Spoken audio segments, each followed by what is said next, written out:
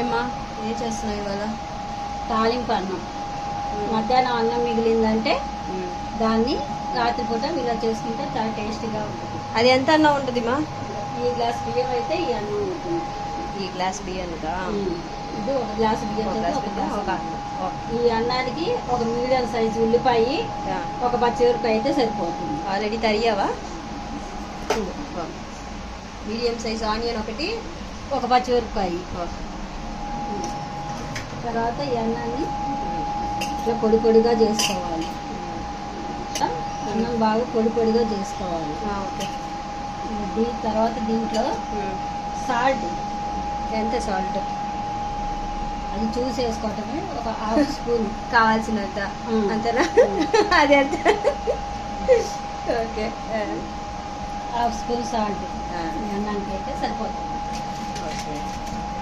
తర్వాత దాంట్లోనే చిటికెడు పసుపు. చిటికెడు అంతే వేసి రెండు బాగా కలుపుకోవాలి. చాలా పసుపు చాలు. కావాలంటే కొంచెం తాలింపుల్లో కూడా వేసుకోవచ్చు. ఇది తాలింపు చేసేసరికి కలర్ బాగా వస్తుంది. ఇట్లా బాగా కలుపుకోవాలి. బాణాలు పెట్టుకొని అది కొంచెం హీట్ అయిన తర్వాత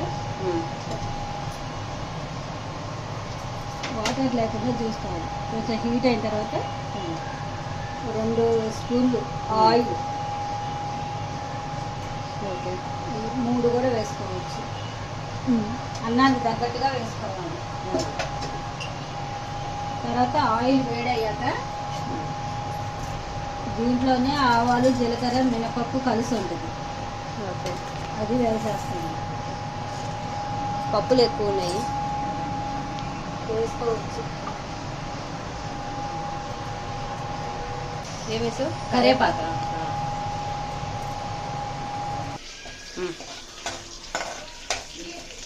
ఇది కొంచెం బాగా ఫ్రై అవ్వాలి.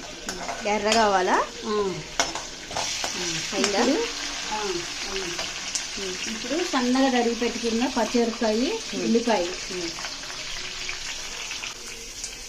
అది కూడా బ్రౌన్ కలర్ వచ్చేదాకా వేయించుకోవాలి. ఎంత? ఒక 1 మినిట్ అవుద్దా బ్రౌన్ అవడానికి? అవుతుంది. ఇట్లా బ్రౌన్ కలర్లో రావాలి. కొంచెం తీసి చూపించాను.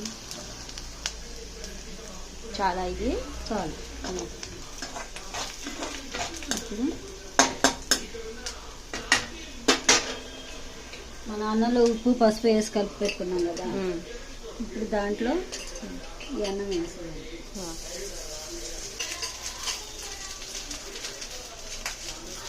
ఇప్పుడు బాగా కలబెట్టాలి.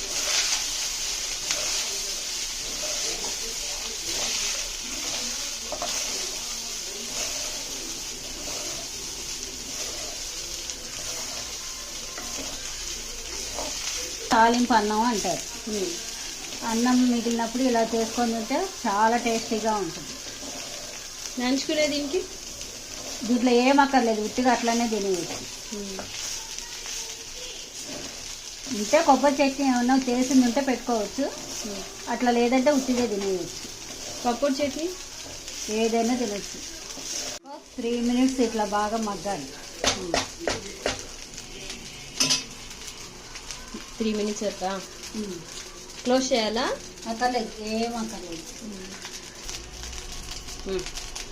ఇది ఆంధ్ర స్పెషల్ పప్పుల పొడి. ఇది కనుక లాస్ట్లో కొంచెం వేసి కలిపి దింపేస్తే చాలా టేస్టీగా ఉంటుంది. ఆంధ్ర స్పెషల్ ఈ పప్పుల పొడి. పప్పుల పొడి వేరేంది పేరేంది? అదే ఇట్లా వేసి కలిపేసేసి అంతే, తాలింపు అన్నం రెడీ. Very good.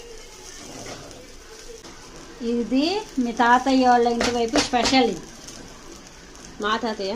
అవును, మీ తాతయ్య వాళ్ళ ఇంటి వైపు స్పెషల్. ఇది అందరికీ చాలా ఇష్టం. ఇది అటువైపు నాకు కూడా ఇష్టం. అంతే. ఓకే. తాలింపనం రెడీ. ఇప్పుడు ఆఫ్ చేసుకొని ప్లేట్లో పెట్టుకొని తినేయడమే. అదేనా? అంతే. Very good.